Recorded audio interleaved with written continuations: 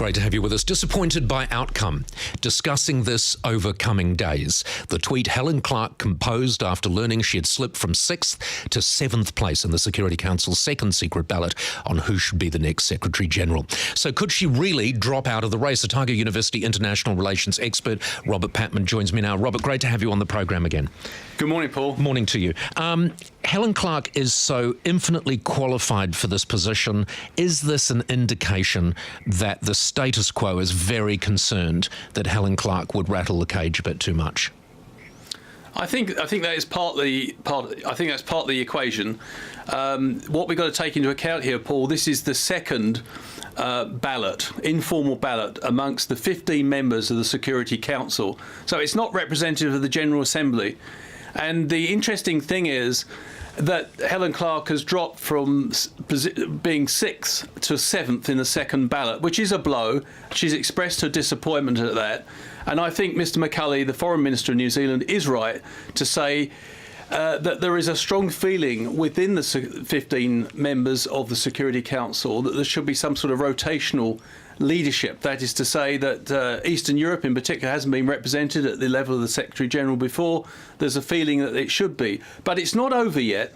And this process, I think Helen Clark should hang in there. I think, interestingly, by publicly expressing her disappointment, she's inviting the General Assembly to put some pressure on the Security Council to prevent a stitch-up at her expense.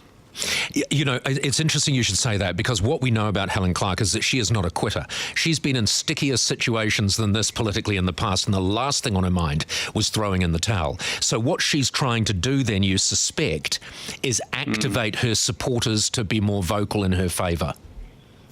I think that's a possibility, Paul, because she's been one of the more outstanding contenders. Remember, this process for the Secretary General is quite like any other contest for that position before. It's become more transparent. Helen Clark and the other 11 contenders for the role have had to write blogs, they've had to debate before the General Assembly, that's the 193 members of the UN General Assembly, and they've also had to have Q&A sessions. So this has been a much more rigorous process. But interestingly, now the UN Security Council, as is the norm, reserves the right to whittle down the names to one and then put that name to the General Assembly for ratification. I think what Helen Clark's signalling to the General Assembly is that this is not being decided on merit, it's being decided on, if you like, political convenience, particularly the old rotational system, and she may be inviting them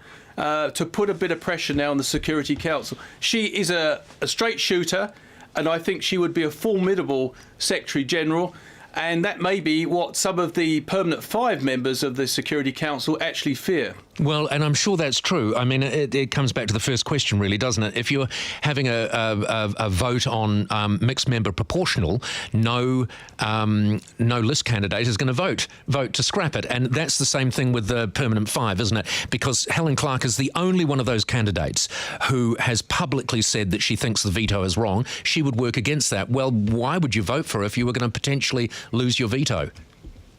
Yes, you get the feeling, Paul, that quite a few members of the Security Council, particularly the permanent 5, actually want a figurehead leader. They don't want someone who's going to make the organisation functional and relevant to the world in which we live. And this is a shame, because actually the UN, the United Nations, I think we'd all like to see it perform better, and not least the majority in the General Assembly. But in fact, it suits the interests of the permanent 5 to have a figurehead leader who doesn't encroach on their interests. That's right. They don't want someone that's going to challenge them. Robert, thank you so much for joining us. We'll talk more about this in the near future. Otago University international relations expert Robert Patman.